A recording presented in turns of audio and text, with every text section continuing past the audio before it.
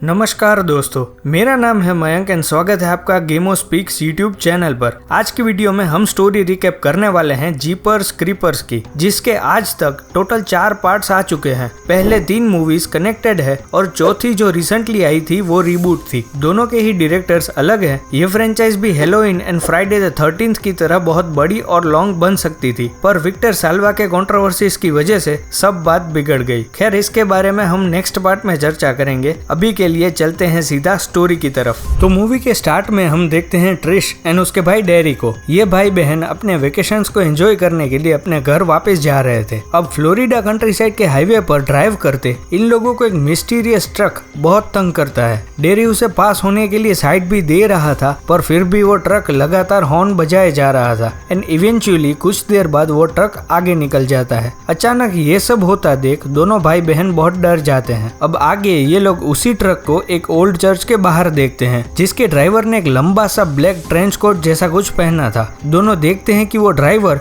अपने ट्रक में से कुछ व्हाइट कपड़े में बंधी हुई चीज एक पाइपलाइन के अंदर डाल रहा है और उस ड्राइवर ने इन दोनों को भी ये नोटिस करते हुए देख लिया था। तो वो फिर से इनका पीछा करने लगता है और इनकी गाड़ी को टक्कर मार उन्हें ऑफ रोड कर देता है एंड वो ट्रक भी सीधा निकल जाता है। अब दोनों को समझ नहीं आ रहा था कि यहाँ पर क्या करे। ट्रिशा कहती है कि उन लोगों को वापस अपने घर जाकर पुलिस को इन्फॉर्म करना चाहिए, पर डेरी कहता है कि उन लोगों को उस चर्च के पास जाकर चेक करना चाहिए। उसे लगता है कि वो ड्राइवर डेड बॉडीज डाल रहा था। कुछ देर ट्रिशा को समझाने के बाद वो मान जाती है और फिर दोनों उस ओल्ड चर्च पे जाते हैं। डेरी उस पाइपलाइन से देखने की कोशिश करता है, पर वो बहुत गहरी थी एंड अंदर से बहुत बदबू आ रही थी। एक चूहे से डरकर ट्रिश की पकड़ डेरी पर से छूट जाती है एंड डेरी सीधा अंदर जा गिरता है। डेरी के होश में आने पर उसे एक बॉडी दिखाई देती है जो किलर ने फेंकी थी। डेरी उस बॉडी को चेक करता है एंड वो आदमी अभी तक जिंदा था। किलर ने उसके पेट को चीर कर वापस से सिल दिया था और यहीं पे वो इंसान भी मर जाता है। अब डेरी ट्रिशा को रोड पर से हेल्प लाने के लिए बोलता है और कहता है कि यहाँ से निकलने का रास्ता वो खुद ही ढूंढ लेगा। अगर किलर का ट्रक आता दिखाई दे तो वो उसे आवाज लगा दे। आगे डेरी बेसमेंट से बाहर निकलने का रास्ता ढूंढने लगता है। यहाँ उसे किलर के बहुत सारे हथियार मिलते हैं और जब वो सीलिंग की तरफ देखता है तो उसे अनगिनत लाशें दिखाई देती हैं, जिनके कोई ना कोई बॉडी पार्ट्स मिसिंग थे और उन लाशों को पहली बॉडी की ही तरह वापस से सिल दिया गया था। डेरी ये सब देखकर एकदम शॉक में चला जाता है एंड भागते हुए सीधा ट्रिशा के पास पहुंचता है और फिर दोनों यहाँ से निकल जाते हैं। रास्ते में डेरी पूरी बात ट्रिशा को बताता है। फिर वो लोग एक डाइनर पर पहुंचते हैं।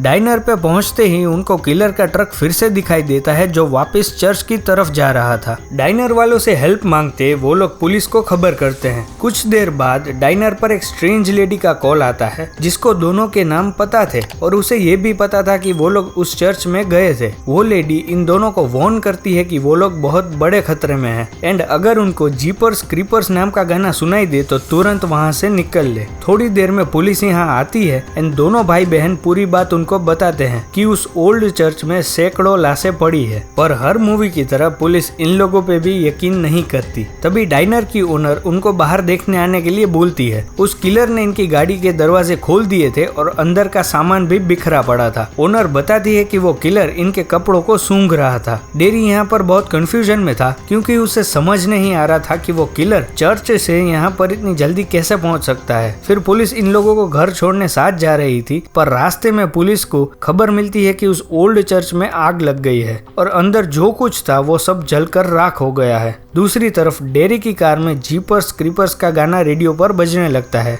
जिसकी वार्निंग उस अनजान लेडी ने दी थी। तभी हम व्यूअर्स देखते हैं कि वही किलर उड़ता हुआ पुलिस की कार पर आता है। लेडी ऑफिसर चेक करने के लिए ऊपर देखती है तो वो किलर उसे ऊपर खींच लेता है और दूसरे ऑफिसर को भी गाड़ी की छत फाड़ ऊपर खींचकर उसकी भी गर्दन उड़ा देता है और वो कटी हुई गर्दन सीधी डेरी के कार पर जाकर लगती है। ये देखकर दोनों अपनी कार रोक देते हैं। ट्रिशा हिम्मत करके पुलिस कार के पास देखने जाती है तो उस गाड़ी में से वही किलर बाहर निकलता है। इस किलर को क्रीपर का नाम दिया गया है। इसके बारे में और आपको मूवी में आगे पता चलेगा। Coming back to the story, creeper उस ऑफिसर की कटी गर्दन उठाकर उसे सूंघने लगता है और फिर खाने लगता है। ये देखकर डेरी और ट्रिशा यहाँ से भागने लगते हैं और क्रीपर भी लाशों को अपने ट्रक में ठिकाने लगाता है। थोड़ी दूर जाते डेरी एंड ट्रिशा एक घर पर रुकते हैं जिसमें एक ओल्ड लेडी रहती थी। ट्रिशा कहती है कि उन लोगों को सिर्फ उसके घर का फोन यूज करना है, बट वो लेडी नहीं मानती और फिर यहाँ की लाइट चली जाती है क्योंकि यहाँ उनके साथ साथ क्रीपर भी आ चुका था। वो ओल्ड लेडी क्रीपर को डराने के लिए उसके ऊपर गन पॉइंट करती है,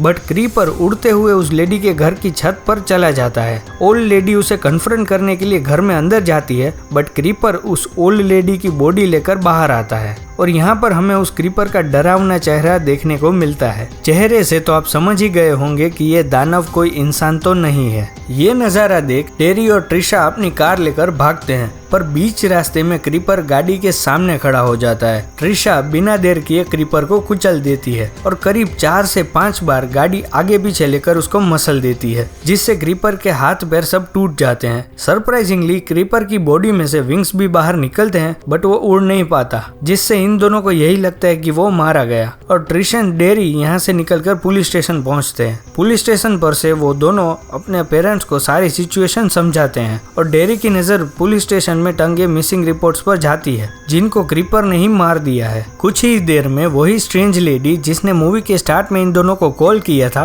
वो इस पुलिस स्टेशन में मिलने आती है। इसका नाम जेजेल है। ये लेडी एक साइकिक है जिसे भविष्य में होने वाली घटनाएं अपने ड्रीम्स में ही दिख जाती है और उसी ड्रीम्स में इस लेडी ने इन दोनों को देखा था, पर यहाँ के पुलिस ऑफिशियल्स इस लेडी को पागल मानते हैं। जेजेल यहाँ क्रीपर के बारे में समझाते हुए कहती है कि क्रीपर असल में एक एंशिएंट डीमन है जो हर 23 साल में 23 दिनों के लिए जागता है और इसी 23 दिनों में वो सैकड़ों लोगों को मारता है। ये क्रीपर इंसान के जिस किसी भी पार्ट को खाता है वो पार्ट फिर उसका हो जाता है। क्रीपर असल में लोगों के डर को सूंघ लेता है। अगर किसी इंसान में उसका डर बैठ गया है तो क्रीपर उसको खत्म किए बगैर शांत नहीं बैठता। ट्रिशा जेजेल की बातों को नकारती है, पर तभी यहाँ की लाइट्स चली जाती है। हम देखते हैं कि क्रीपर उसी अधमरी हालत में पुलिस स्टेशन की तरफ ही आ रहा था। लाइट्स जाने की वजह से एक पुलिस ऑफिसर नीचे सेल्स में कैदियों को चेक करने जाता है। लास्ट वाले सेल में ऑफिसर को क्रीपर दिखाई देता है जो एक कैदी को खाकर पूरा हील हो गया था। ऑफिसर उसके ऊपर शूट भी करता है, पर उसको कुछ फर्क नहीं पड़ता।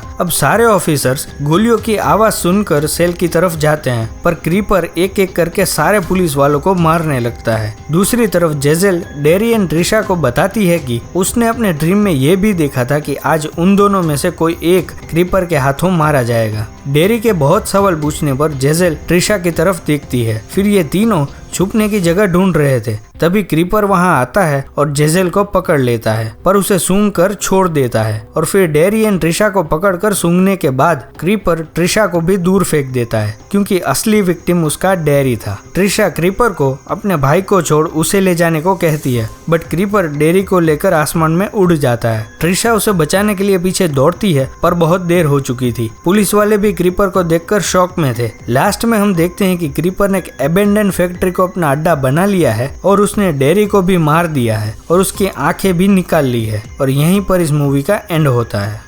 तो बस फिर गाइस इस वीडियो में इतना ही। जब यह मूवी 2001 में रिलीज हुई थी तो इसने बॉक्स ऑफिस पर बहुत भारी कलेक्शंस की थी और ये मूवी बहुत बड़ी हिट रही थी। आई होप कि आप लोगों को मेरा नरेशन पसंद आया हो। अगर पसंद आया हो तो लाइक कीजिए, कमेंट कीजिए और चैनल को सब्सक्राइब कीजिए। मिलते हैं अगली वीडियो में। Until then, peace out.